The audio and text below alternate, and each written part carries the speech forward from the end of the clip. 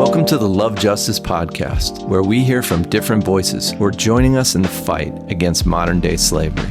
Today's episode is part of our Stories edition. Hi, my name is Paula Cornell, and you're listening to a Stories edition of the Love Justice Podcast. For this episode, I had the honor of speaking with an incredible young woman named Isami. Isami is a survivor of human trafficking, as well as a public speaker, a content creator, weightlifter, aerialist, cat lover, and self-proclaimed amateur human professional weirdo. You can find her on Instagram at Isami Inspires, Isami Inspires. Unlike our other Stories Edition features, Isami's story is not directly tied to Love Justice's work.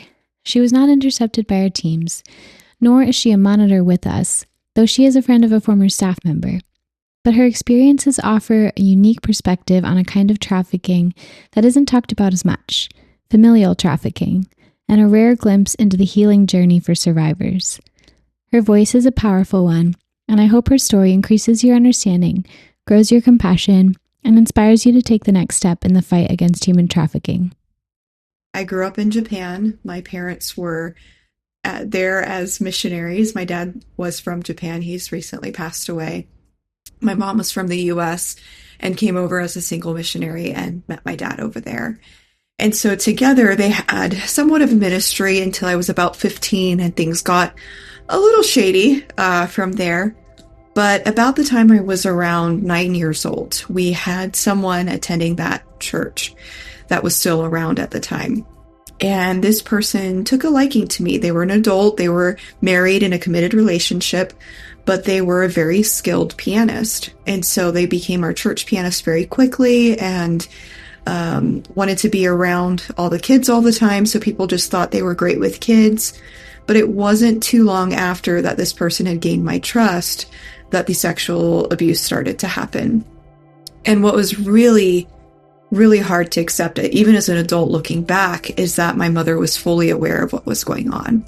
And so in exchange for what was happening to me, free piano lessons were being provided to myself and my siblings. Isami's dad had anger issues that splintered any hope of a secure home base. Still, appearances were extremely important to Isami's parents. No matter what was going on in the home, they wanted everyone else to think they were good Christian parents and missionaries. Having kids who were skilled in playing music helped accomplish that perfect image. It can be a difficult thing to accept, that family members can play a role in trafficking their own children or relatives. Unfortunately, it happens more than you might think. In 2017, the International Organization for Migration, the IOM, reported that 41% of child trafficking situations happen via a family member or caregiver's involvement. These cases are especially challenging to identify or prosecute. Children naturally depend on their family and may feel a sense of loyalty. They also don't yet have a lot of context for what is normal outside of their own home. When Isami tried to speak up about what was happening, her mother silenced her. It was really tough as a kid because you see this happening to yourself. You hear these things about what people can and can't do with their bodies, yet something is being done to me, and at times was even done in front of my mother and excused. And it just brought me up in this sense of confusion of knowing what was okay, what was not. I really struggled with my own identity even into adulthood. It was normalized at such a young age. That was everything I knew. So even into adulthood, I just assumed that happened to everybody. And it wasn't until I started going to therapy and meeting other people that had healthy families that I recognized, wait a minute, this isn't normal at all. It would be many years before Isami would realize that she had been trafficked, even though she had a growing passion for fighting human trafficking. That's because of another part of the story, which we'll get to soon. In her late 20s, she worked with a safe house for trafficking survivors in Florida, directing social media. During training events for the safe house, Isami would teach others how to communicate with survivors and families through social media. When I was working with them, I started telling my story at these training events. And one time I shared what had happened to me and just said, hey, it's going to be touchy when we work with these survivors or their families. This could be what they say, could be what happens. And as I was sharing my story, there was a couple of people who were really listening intently. And one of them came up to me afterwards and said, "You know what happened to you is trafficking, right?" And that shocked me because I had started to understand that trafficking isn't just the, taken movie or thrown in the back of a van or brought in by a cargo ship type situation. I hadn't fully grasped that what had happened to me, the idea of an exchange of good or service, was still falling under that umbrella. And it took me a while to accept it because no one wants to think of themselves that way.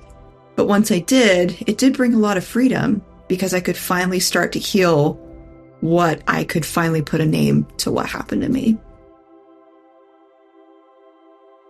As I mentioned, Isami developed a passion for fighting human trafficking before she even knew that that was what happened to her. That's because of something that happened during the 2.5 years she worked as a flight attendant. Part of her training for the job was on how to spot the red flags of human trafficking. It's a type of training you hope you never need, but in one flight that training proved very important. That one incident would change her life forever. There was one particular flight where we were flying from Minneapolis to Tokyo, and there was a alleged family on that flight, and there were a lot of strange behaviors. There were some major red flags that caused me to kind of hover and pay close attention. So the woman and the child were next to the man. The man sat in the aisle. At any time they went to get up to get anything, bathroom, whatever, he had to go with them everywhere they went. I thought, that's weird. So they get back to their seat. They do this a couple of times. Then I walk by to check on the little guy to see how he's doing. I'm like, "Hey, you want any snacks?" And he would look at me, but then he'd look away. And I thought, okay. Well, sometimes it's a neurodivergent thing where eye contact is tough. I thought, okay, maybe he's okay. Maybe he's just really not hungry. But every time I would try to speak to him, the man would answer. I was like, oh, that's different. Okay. So I left him alone. All of these in-flight seats have movie screens. So something to watch, games for kids to play. But he just sat there the entire 12.5 hours. That's not normal. This little guy was probably 8 years old, 10 years old, somewhere between there. He didn't say a word. I thought, he didn't even have an iPad or a book. Not even a coloring book or a stuffed animal. This is weird. And then I kind of went over again and I looked over and I thought, oh, that's even weirder. He didn't have any personal belongings. Nothing. Normally kids got a backpack with water or snacks or something in it. Or their favorite toy. There's none of that. That's weird. So then I started asking questions. And anytime I'd come by to ask, you want some water? You want some juice? Guy would answer every time. I was like, oh, that's weird. So then the mom did talk a little bit. And I asked her, oh, where are you going? And she would say, going on vacation. I was like, oh, wow, that's great. I'm like, are you guys from Minnesota?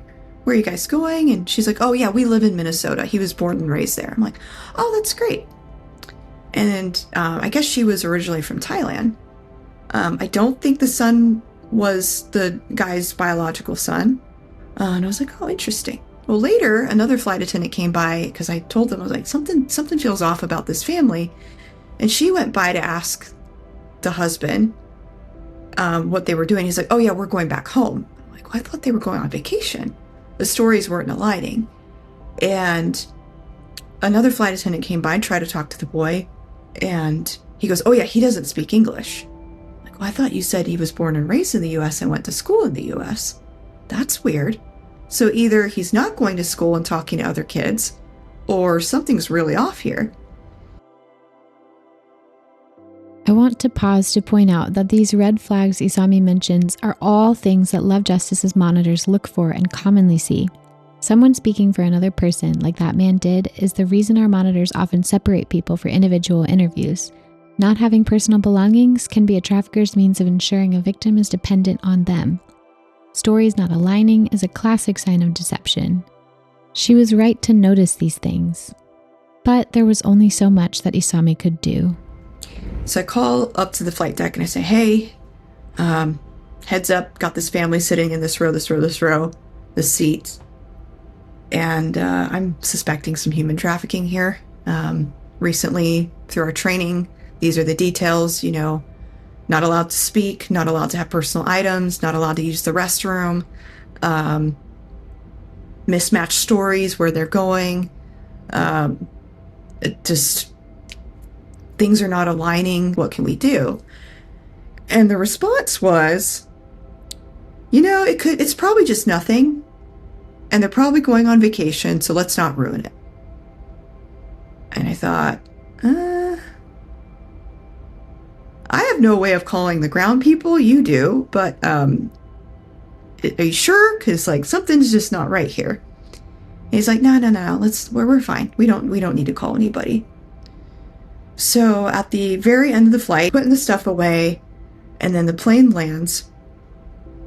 And I will never forget this. I was up in first class, waiting to greet everybody in Japanese goodbye. And I look back and coach. The man stands up, holds back the entire airplane, makes the two of them stand in front of him. So there's other people leaving, so they can't run out. But he's right behind them, and he has a bag with their passports and all their personal belongings, and the woman and the kid had nothing. Nothing at all. And they're getting off the plane, and this kid looks up at me. He was wearing a striped t-shirt, and I will never forget that look that he gave me of just absolute terror. And I thought, God, what have I done? And they left. I couldn't stop thinking about it. And I tried to keep convincing myself what the pilot had said. It's nothing, and they're going on vacation, but just something wouldn't let it go. After that flight, Isami called an anti-trafficking hotline to report the incident. She gave them all the details, flight numbers, seat numbers, where they would land in Thailand, and when.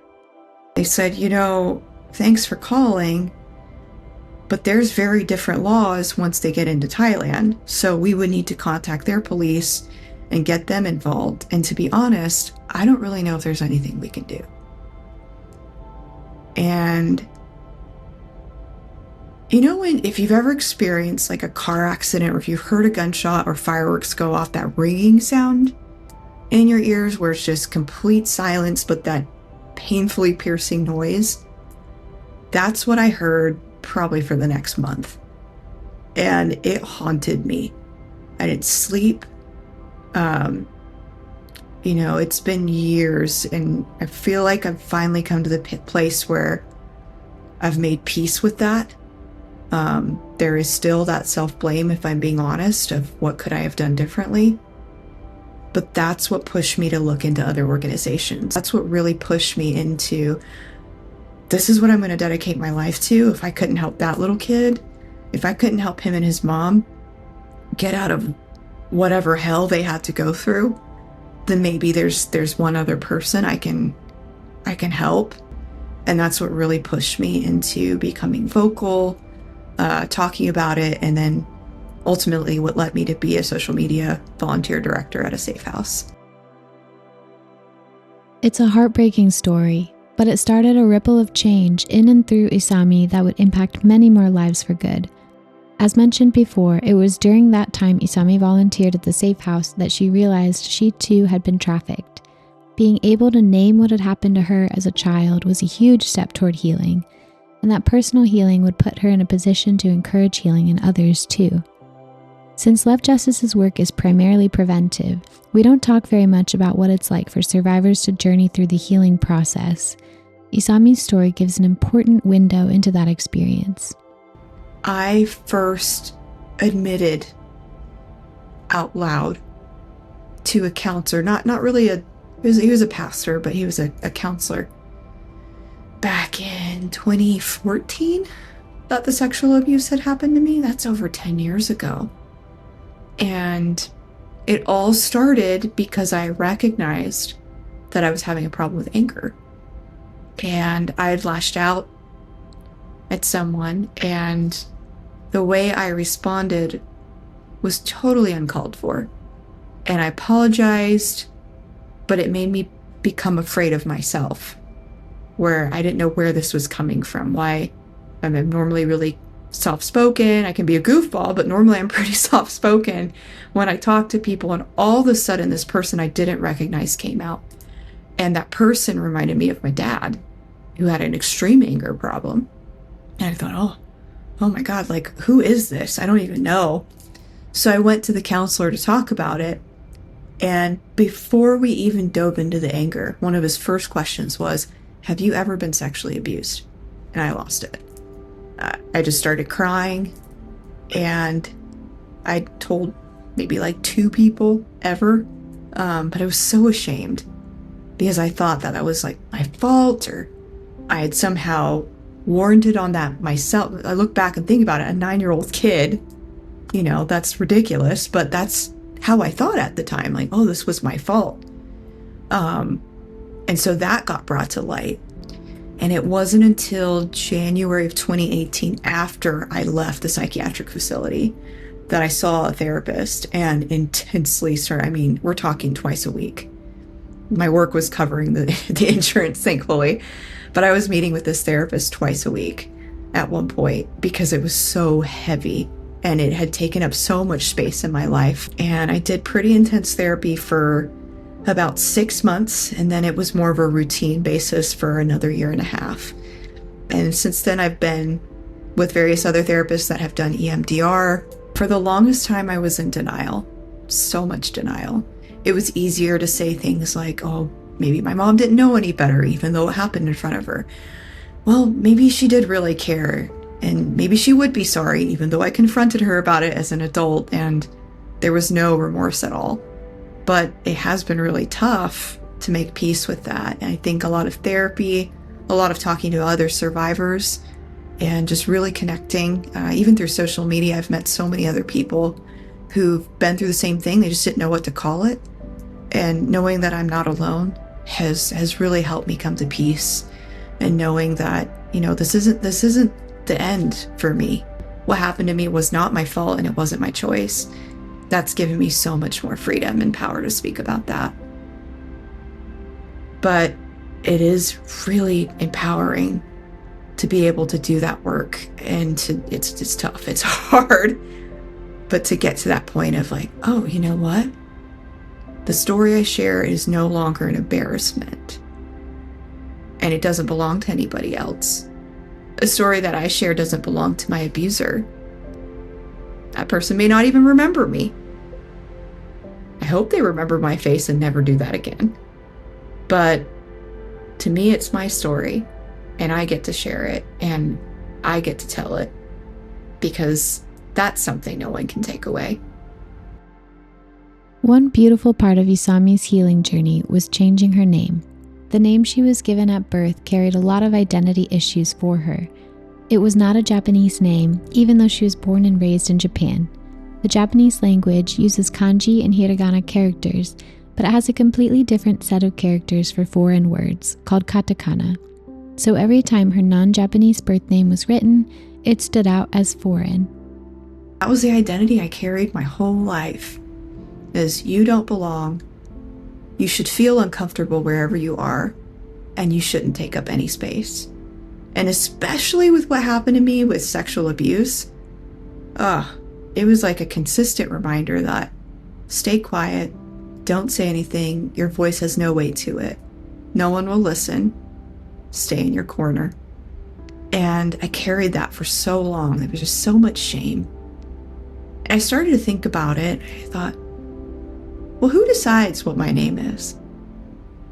Is it the person that put me in that situation where I was sex trafficked? Is it the person that decided, oh, well, I want to make sure that you don't feel like you belong, or that people know that you're not fully Japanese? Okay, is that the name and the message I want to carry for myself? So I really started to think about it, and I realized, that's not at all what I want to say.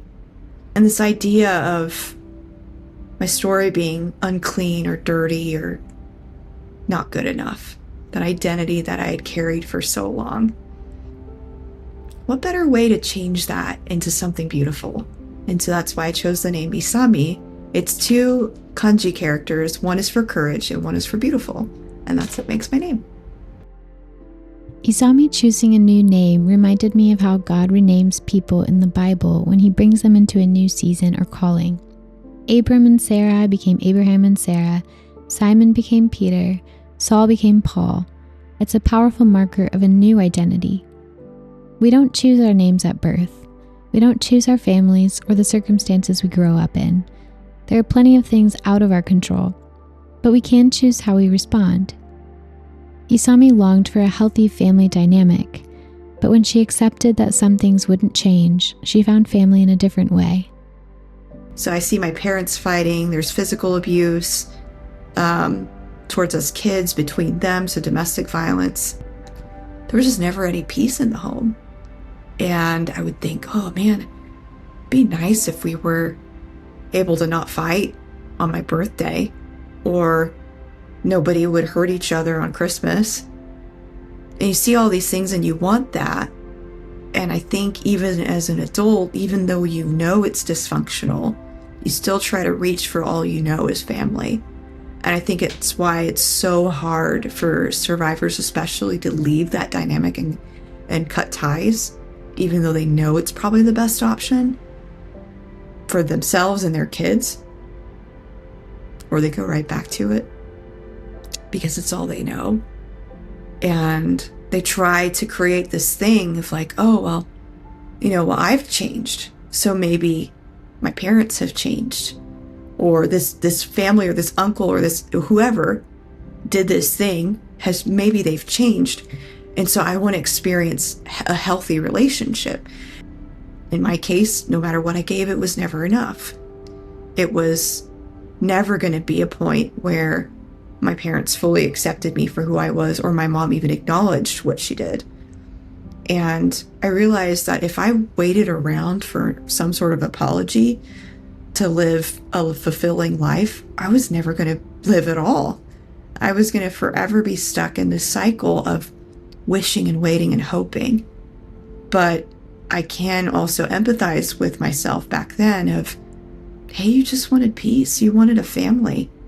But what is nice, though, is once I left all of that and left it all behind, I started realizing that the people that have also left their family because of these situations, I'm not talking about, someone said something dumb in a group chat. That's not what I'm talking about. That can happen. I'm talking about people who have left domestic violence, people who have left sex abuse, people who have left horrible things, and just flat out things that they would never repeat on their children. Those are the people that I've been able to connect with and say, you're my family. And it's so amazing because even through that pain, and even through the worst thing that's ever happened to us as survivors, there's just this life that gets born of family. And it's something that's hard to describe if you've never experienced it.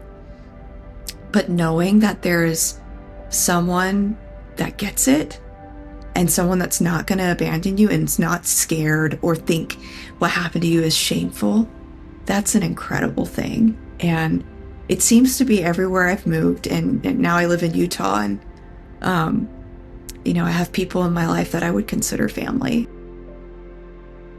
One of the things I was most intrigued by was Isami's faith.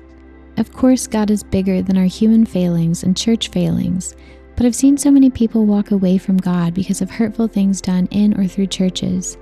What is it like for a person who is trafficked and abused by members of a church to come to know God as someone separate from those traumatic experiences?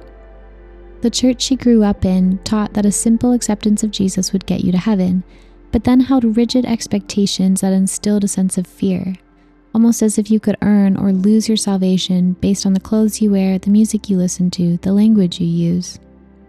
I was terrified as a kid that I prayed myself to sleep is what I would do. So I was so scared I was going to go to hell. And it wasn't until I was 23 that I had this moment where I was really wrestling with the idea of peace. Did I pray the right thing? Did I say the right thing? Did God actually hear me? Does God really love me? What does this even mean? And I had a moment where I was actually coming home from church, and I was sitting in my bedroom and I started reading this passage in Acts chapter 8. And it's a really powerful passage. And it talks about this guy that's on his way home from a place of worship. He's reading some really old passages in the Bible, doesn't understand what they mean. In a nutshell, the guy shows up. That's basically a pastor, talks to him. He's like, hey, do you know what you're talking about? Do you know what you're reading? He's like, no, I don't know what the guy's talking about. Okay, cool. Let me explain it. They have a conversation. They chat. He goes, oh, so there's water. Can I follow Jesus? Is that cool? And he's like, yeah, let's do it. Okay, cool. So he makes this decision right there. And that's the end of the story. There's no him crying and screaming and begging God to forgive him at an altar. There's no time for him to go home and clean up his house or whatever habits he might have had. It's just this moment of him recognizing and accepting everything that was already done. And I thought to myself, I was like, wait, no. I'm a pastor's kid. I give my money to the church. I tithe, and I'm a former chaplain at a juvenile detention center. This mile-long list, right, of why I'm good enough to go to heaven. And in that moment, I felt that God, some people call this the Holy Ghost or Holy Spirit, speak to me.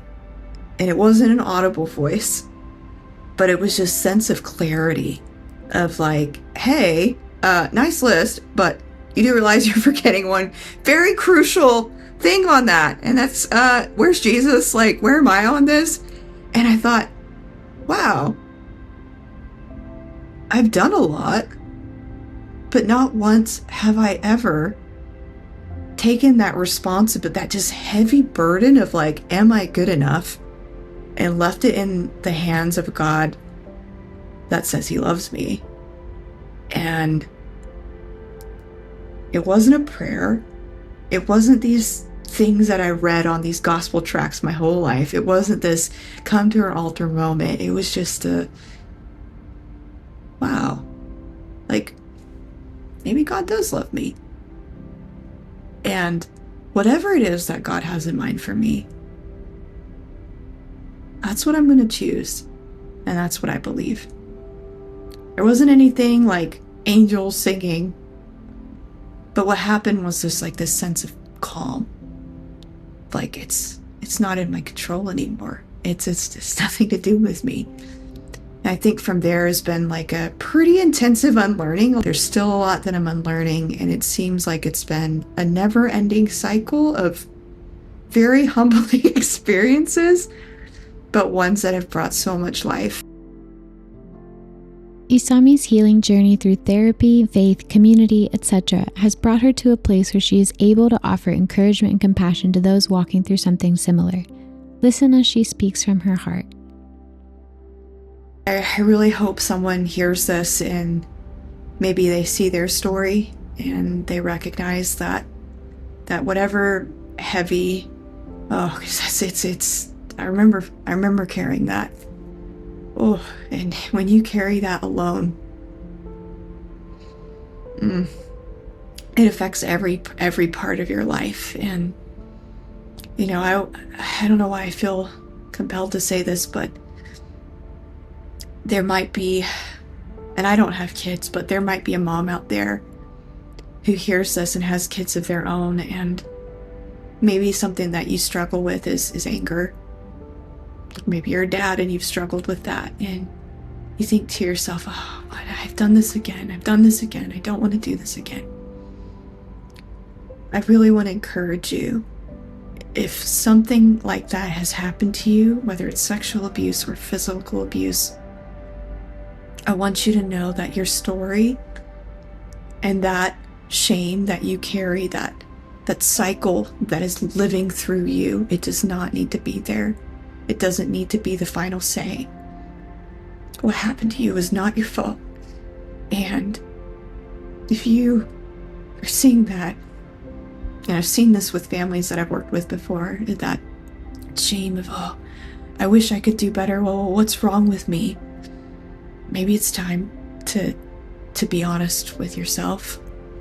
And it was never your shame or cross to bear to begin with. That was never your fault. I want to be very clear on that. But if you're seeing that come out of you, that doesn't come from a place of, everything's fine. There is something deep in there that's hurting. And I want to extend compassion to you so that you know that there is a safe place for you to express those fears and feelings. There's a great program called Celebrate Recovery. That might be a start for you. It's totally free. Maybe it's an addiction thing and you decide, you know what, maybe AA is for me, or maybe it's just talking to a friend or even journaling. Maybe that's the first step. And just coming forward, just getting that poison out of you. You deserve better. Your family deserves better. All of those things that you say in the moment when you're angry, when you're frustrated, all those things that come out the same way I did to someone at one point in my life. This was another adult that I lashed out on. All of those things, they're not meant for you to carry. And when you find the right avenue, because not everybody's a safe person to talk to, but when you find that right avenue to release that and let that out, I promise you're going to find so much more peace on that other side. And you're going to start to recognize someone you haven't seen in a long time. And it's not going to be that person that's yelling at their kids. It's not going to be the person that's flipping off people in traffic, getting angry. It's going to be something in there that you haven't connected with in a long time. And I hope this inspires you to go find that, because you do deserve that. But yeah, that was on my heart. So whoever's seeing this, I hope that speaks to you. It's a beautiful reminder that one life changed will change many more. This voice that was silenced as a child has become a powerful advocate for justice. Isami's boldness in sharing her story creates new awareness, inspires action, and helps other survivors find peace in knowing they aren't alone. It's a ripple effect. Will you carry it on? What's your next step? Whether it's getting help for yourself, like Isami said, or strengthening your own community so that no one is overlooked or left lonely, or committing to pray or give or even learn more, there's something each of us can do to stop this kind of injustice. We would, of course, welcome your gifts to fuel Love Justice's work to prevent human trafficking. Healing from being trafficked is a long journey, but our work stops traffickers before the point of exploitation and trauma. From now until the end of the year 2025, all gifts will be matched to double your impact and help your ripple effect stretch twice as far. Learn more or join us at lovejustice.ngo. Thanks for listening.